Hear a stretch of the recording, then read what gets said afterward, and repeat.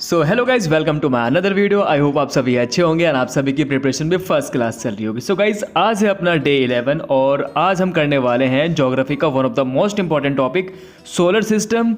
Next है आपका पृथ्वी की गतियाँ यानी कि मोशन ऑफ अर्थ, और लास्ट टॉपिक अक्षांश और देशांतर यानी कि लैटिट्यूड एंड लॉन्गिट्यूड। यानी कि आज हमें ज्योग्राफी के 3 टॉपिक कवर करने हैं। सो अपन सबसे पहले स्टार्ट करते हैं ज्योग्राफी का one of the most important topic solar system.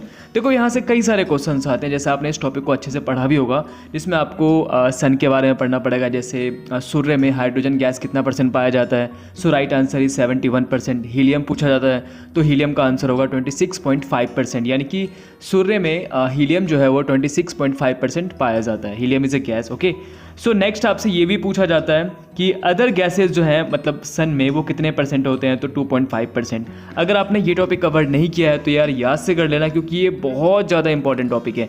इसके अलावा आपने ये भी पढ़ा होगा कि जो सन का जो सेंटर होता है उसका टेम्परेचर कितना होता है। So right answer is 15 million degree Celsius.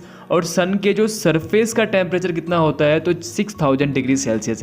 ऐसे भी क्वेश्चंस पूछे जाते हैं। इसके अलावा जितने भी प्लानेट है आपको प्लानेट के बारे में पढ़ना है, बट इसमें ना आपको ये जो सन टॉपिक है इसको अच्छे से पढ़ना है। जैसे आपने पढ़ा होगा कि जब सूर्य ग्रहण के बारे में पढ़ा होगा, चंद्र ग्रहण के बारे में पढ़ा होगा, जो सूर्य ग्रहण होता है उसकी मैक्सिमम जो ड्यूरेशन होती है ना वो 8 मिनट की होती है। इससे अधिक टाइम के लिए सूर्य ग्रहण नहीं लगेगा, आपको रीज़न पता ही होगा। बाकी सन की जो लाइट है वो अर्थ तक पहुंचने में 8 मिनट 16 सेकंड का टाइम लेती है। ओके, इसके अलावा अगर प्लैनेट की बात की जाए तो आपने पढ़ा होगा मरकरी के बारे में, वीनस के बारे में। जैसे क्वेश्चन पूछा जाता है कि पृथ्वी के सबसे नज़दीक का प्लैनेट कौन सा है। So right answer is Venus हो गया। अच्छा, आपसे मैं क्वेश्चन पूछ रहा हूँ, आप लोग इसका आंसर ज़रूर कमेंट करना। आप मुझे ये बताओ वीनस में कितने % CO2 पाया जाता है। अगर आपको इसका आंसर पता है तो आप लोग कमेंट जरूर करना है। इसके बाद जो है अर्थ से कई सारे क्वेश्चंस पूछे जाते हैं, जैसे अर्थ को ब्लू प्लैनेट कहा जाता है। इसके अलावा आपने लीप ईयर के बारे में पढ़ा ही होगा कि लीप ईयर में कितने दिन होते हैं। नेक्स्ट क्वेश्चन ये भी पूछा जाता है कि पृथ्वी अपने एक्सिस पर एक चक्कर लगाने में 23 घंटे 56 मिनट 4 सेकंड का समय लेती है। याद रखना, 23 घंटे 56 मिनट 4 सेकंड का समय लेती है। अगर बात की जाए साइज़ की तो भाई पृथ्वी जो है ना वो 5th सबसे बड़ा ग्रह है। ओके, ये आपको पता होगा इसके बारे में। नेक्स्ट क्वेश्चन पूछा जाता है मार्स, जिसको हम हिंदी में मंगल ग्रह के नाम से जानते हैं। तो भाई मार्स को ना हम रेड प्लैनेट भी कहते हैं। जैसे हमने बोला अभी पृथ्वी को ब्लू प्लैनेट कहा जाता है, ठीक वैसे ही मार्स को रेड प्लैनेट कहा जाता है। और ये अपने एक्सिस पे 25 डिग्री झुका हुआ है। ओके, और इसी झुकाव के कारण यहाँ पे ना सीजन चेंज होता है, आई मीन ऋतु परिवर्तन होता है। अच्छा देखो, इस टॉपिक में ना आपको बहुत कुछ पढ़ना पड़ता है। लाइक सबसे पहले तो आपको सन के बारे में, उसके बाद जितने भी प्लैनेट हैं उनके बारे में पढ़ना पड़ता है, उल्का पिंड के बारे में पढ़ना होता है। सो यहाँ से भी क्वेश्चंस आते हैं। ओके, अगर आपने इस टॉपिक को कंप्लीट नहीं किया है तो यार याद से कर लेना। बाकी अगर आपको डाउट है कि मैं इस टॉपिक को कहाँ से कवर करूँ तो आप टेलीग्राम ग्रुप में मेरे को मैसेज करना, मैं आपको बता दूंगा। टेलीग्राम ग्रुप का लिंक आपको डिस्क्रिप्शन बॉक्स में मिल जाएगा। सो फाइनली मेरा आज का ये टॉपिक हो गया है डन। अब मुझे जो नेक्स्ट टॉपिक लर्न करना है वो है पृथ्वी की गतियाँ यानी कि मोशन ऑफ अर्थ। देखो ये टॉपिक भी बहुत ज़्यादा इंपॉर्टेंट है और यहाँ से भी कई सारे क्वेश्चंस एग्जाम में पूछे जाते हैं। जैसे आपने रोटेशन के बारे में पढ़ा होगा, रोटेशन जिसको हिंदी में घूर्णन कहा जाता है। इसके अलावा आपने रिवॉल्यूशन जिसको हिंदी में परिक्रमण कहा जाता है। तो ये घूर्णन और परिक्रमण यानी कि रोटेशन और रिवॉल्यूशन क्वेश्चंस एग्जाम में पूछे जाते हैं। इसके अलावा ऋतु परिवर्तन क्यों होता है ये क्वेश्चन पूछा जाता है, यानी कि परिक्रमण गति के कारण ही ऋतु परिवर्तन होता है। अच्छा, एक क्वेश्चन याद रखना, ये क्वेश्चन पूछा जाता है कि सूरज से पृथ्वी की औसत दूरी कितने किलोमीटर होती है। So right answer is 14.98 crore kilometre.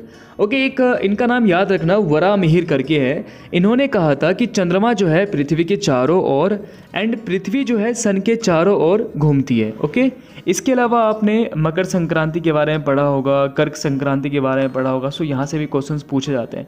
बाकी आपसे मैं क्वेश्चन पूछ रहा हूँ, आप लोग इसका आंसर जरूर कमेंट करना। आप मुझे ये बताओ कि उत्तरी गोलार्ध यानी कि नॉर्दर्न हेमिस्फीयर में सबसे बड़ा दिन कौन सा होता है, और उसी दिन जो है ना नॉर्दर्न हेमिस्फीयर में सबसे छोटी रात भी कहा जाता है उसी दिन को। सो अगर आपको इसका आंसर पता है तो कमेंट जरूर करना। सो फाइनली मेरा आज का ये टॉपिक भी हो गया है कंप्लीट। ओके, अब जो मुझे नेक्स्ट टॉपिक लर्न करना है वो है आपका आज का लास्ट टॉपिक अक्षांश और देशांतर यानी कि लैटिट्यूड एंड लॉन्गिट्यूड। देखो ये टॉपिक भी बहुत ज़्यादा इंपॉर्टेंट है और यहाँ से भी कई सारे क्वेश्चंस पूछे जाते हैं। जैसे आपको पता होगा कि भाई लैटिट्यूड किसे कहा जाता है या फिर लॉन्गिट्यूड किसे कहा जाता है। ओके, और अगर बात की जाए लैटिट्यूड की तो भाई टोटल लैटिट्यूड कितने हैं, तो 181। और अगर बात की जाए लॉन्गिट्यूड की तो भाई टोटल लॉन्गिट्यूड है 360 यानी कि 360। और इसके अलावा ऐसे भी क्वेश्चन पूछे जाते हैं कि दो अक्षांश रेखा के बीच की दूरी कितने किलोमीटर होती है। अक्षांश रेखा यानी कि latitude, so right answer is 111 यानी कि 111 किलोमीटर होती है। ओके, इसके अलावा ये क्वेश्चन भी पूछा जाता है कि दो देशांतर रेखा के बीच सबसे कम दूरी कितनी होती है। देशांतर रेखा यानी कि longitude, so right answer is 0 kilometre. और ये कहाँ पे होती है? पोल पे होती है, आई मीन ध्रुव पे होती है। बाकी इसमें आप ट्रॉपिक ऑफ कैंसर इंडिया के किस किस स्टेट से होकर पास करती है वो तो आपने पढ़ ही लिया, लेकिन कंट्री याद कर लेना। जैसे मैक्सिको से पास करती है, इंडिया से पास करती है, बांग्लादेश से होकर गुजरती है, चीन हो गया, म्यांमार हो गया, ठीक वैसे ही इक्वेटर कहाँ कहाँ से पास करती है, ट्रॉपिक ऑफ कैप्रिकॉर्न कहाँ कहाँ से क्रॉस करती है, सो याद कर लेना। अच्छा, अगर ये क्वेश्चन पूछ ले कि लैटिट्यूड की मदद से हम क्या क्या कर सकते हैं, तो भाई देखो लैटिट्यूड की मदद से ना किसी भी जगह का टेम्परेचर या फिर किसी भी जगह का हम वेदर फाइंड कर सकते हैं। आई मीन कैसा वहाँ का वेदर है, ये इसकी जानकारी मिल सकती है। एंड वहीं अगर बात की जाए लॉन्गिट्यूड की, तो भाई लॉन्गिट्यूड की मदद से ना हम किसी भी जगह का टाइम और डेट फाइंड कर सकते हैं।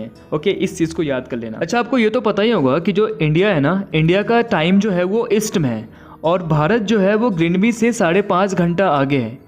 आई मीन जो स्थान, जो प्लेस या फिर कोई भी कंट्री अगर वो ग्रीनविच के ईस्ट में है तो उनका टाइम ग्रीनविच समय से हमेशा आगे होगा। और कोई भी कंट्री हो गई या फिर कोई भी जगह हो गई, वो अगर ग्रीनविच से पश्चिम में, आई मीन वेस्ट में है, तो उनका टाइम ग्रीनविच से हमेशा पीछे होगा। सो इस चीज़ को आप लोग अच्छे से लर्न कर लेना। सो फाइनली मेरा आज का ये टॉपिक भी हो गया है कंप्लीट। अब देखो आज के तीनों टॉपिक हो गए हैं कंप्लीट। सबसे पहला सोलर सिस्टम, दूसरा मोशन ऑफ अर्थ और लास्ट लैटिट्यूड एंड लॉन्गिट्यूड। अब देखो यार, इसी के साथ जो है डे 11 भी अपना हो गया है डन। अगर आपने डे 1 से लेकर डे 10 तक का टारगेट कंप्लीट नहीं किया है तो याद से कर लेना। वीडियो के डिस्क्रिप्शन में आपको एक प्लेलिस्ट का लिंक मिल जाएगा, उस लिंक पे क्लिक करना, आपको सारी वीडियो वहाँ पे दिख जाएगी, तो टारगेट कंप्लीट कर लेना। बाकी कोई भी डाउट हो तो आप पूछ सकते हो, आपको टेलीग्राम ग्रुप का लिंक डिस्क्रिप्शन बॉक्स में मिल जाएगा, उस ग्रुप में आप लोग ऐड हो जाना। बाकी लास्ट में यही कहना था कि अगर आपने अब तक मेरे चैनल को सब्सक्राइब नहीं किया है तो याद से कर देना। सो अपन मिलते हैं नेक्स्ट वीडियो में।